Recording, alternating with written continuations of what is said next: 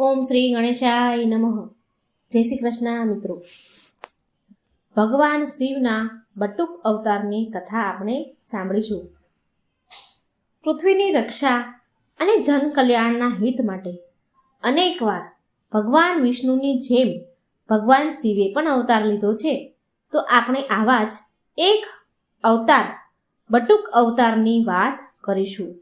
ભગવાન શિવે આવો જ એક અવતાર લીધો છે, બટુક અવતાર. બટુકનો અર્થ થાય છે નાનું બાળક. પૌરાણિક કથા અનુસાર એકવાર મા પાર્વતીની પુત્રી અશોક સુંદરીએ એક હુંડ નામના દૈત્યને તેની બાળ અવસ્થામાં જ શ્રાપ આપ્યો હતો કે તેનું મૃત્યુ અશોક સુંદરીના થનારા પતિ નહુષની હાથે થશે. માટે બાળ અવસ્થામાં જ અસુર હુંડે નહુષનો વધ કરવાની યોજના બનાવી દીધી. દૈત્ય હુંડ વિચારે છે કે હું અશોક સુંદરીના શ્રાપને નિરર્થક કરી નાખીશ. એનો શ્રાપ સિદ્ધ થાય એ પહેલા જ નહુષને નષ્ટ કરી દઈશ, એની હત્યા કરી નાખીશ. હું બાળ અવસ્થામાં જ અશોક સુંદરી અને નહુષનો વધ કરી દઈશ. અશોક સુંદરીએ વિચાર્યું કે મારે આ વાત માતાને કહેવી જોઈએ. એને એવી ખબર પડી ગઈ કે દૈત્ય હુંડ નહુષનો હદ કરવા માટે જઈ રહ્યા છે. માટે અશોક સુંદરી બહુ વ્યાકુળ થવા લાગ્યા, બહુ ચિંતામાં પડી ગયા.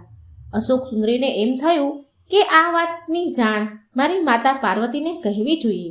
એટલે તેમણે એની માતાને બૂમ પાડી બોલાવે છે, માં, ઓ માં, તમે ક્યાં છો? મારું મન બહુ હૃદય વ્યાકુળ થઈ રહ્યું છે. એટલે માં પાર્વતી આવ્યા અને બોલ્યા, શું થયું પુત્રી? તું આટલી ગભરાયેલી ચિંતામાં કેમ છે? એટલે અશોક સુંદરી કહે છે, માં, એક હુંડ નામનો દૈત્ય હતો જેને મેં શ્રાપ આપ્યો હતો કે મારા થનારા પતિના હાથે જ, નહુષના હાથે જ તારું મૃત્યુ થશે. હવે એ હુંડ નામનો દૈત્ય નહુષને મારવા માટે નીકળી ગયો છે.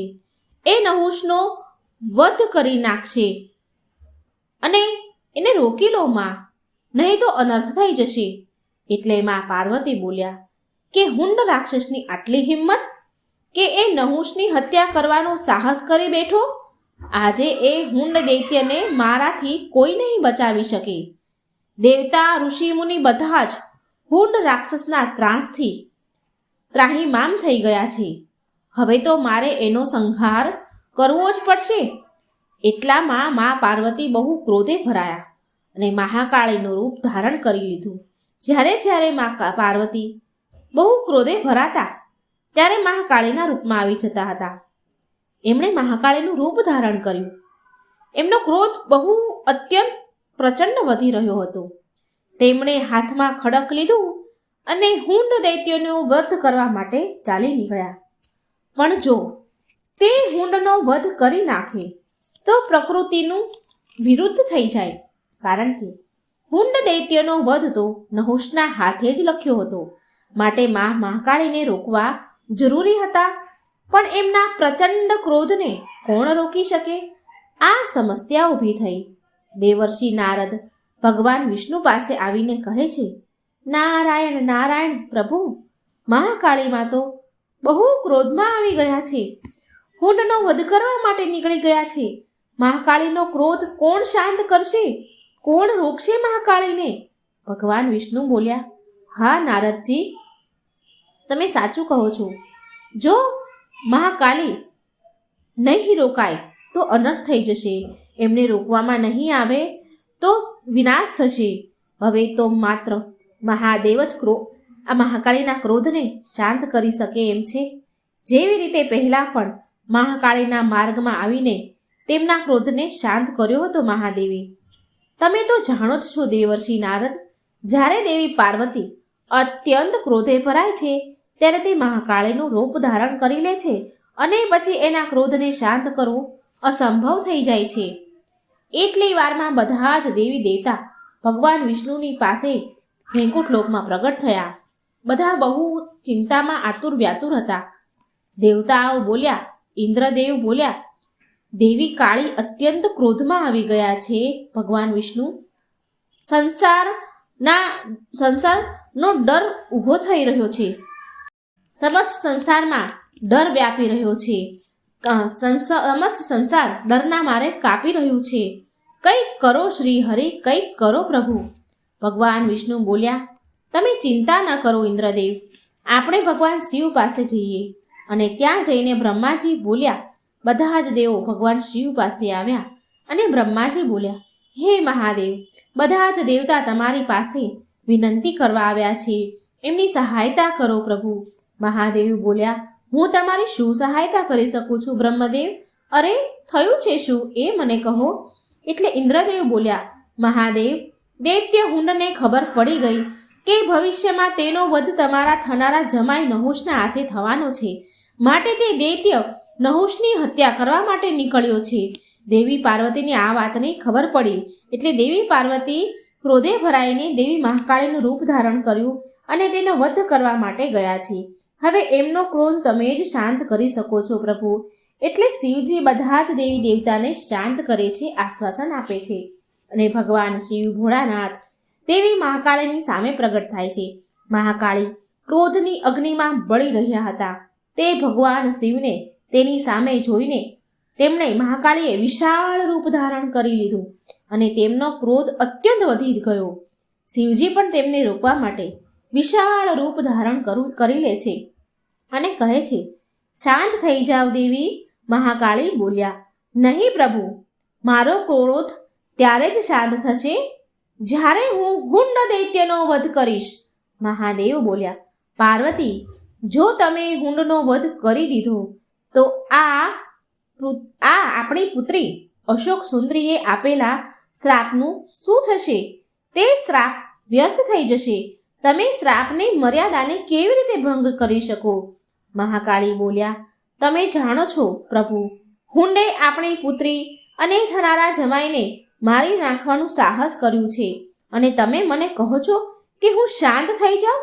નહીં નહીં પ્રભુ, હું શાંત નહીં થાઉં. ભગવાન મહાદેવ બોલ્યા, દેવી પાર્વતી, આકાશ તરફ જુઓ. તમે બધા જ દેવી દેવતા તમારા રુદ્ર રૂપથી કાપી રહ્યા છે. રુદ્ર રૂપને જોઈને ગભરાઈ ગયા છે. શાંત થઈ જાઓ દેવી, શાંત થઈ જાઓ.